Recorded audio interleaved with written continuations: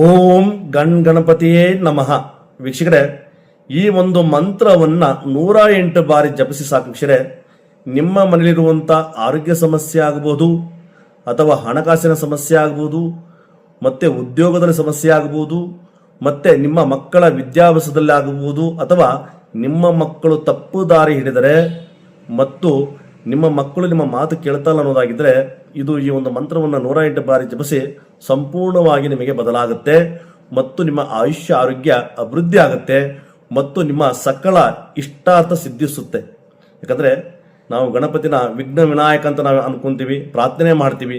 ಈ ಒಂದು ಮಂತ್ರವನ್ನು ಪ್ರಾರ್ಥನೆ ಮಾಡಿ ಪಠನೆ ಮಾಡಿ ಸಾಕು ವೀಕ್ಷಕರೇ, ನಿಮ್ಮ ಜೀವನವೇ ಬದಲಾಗುತ್ತೆ ಮತ್ತು ನಿಮ್ಮ ಜೀವನ ಹೊಸ ಜೀವನ ಅಂತ ಆಗುತ್ತೆ ವೀಕ್ಷಕರೇ.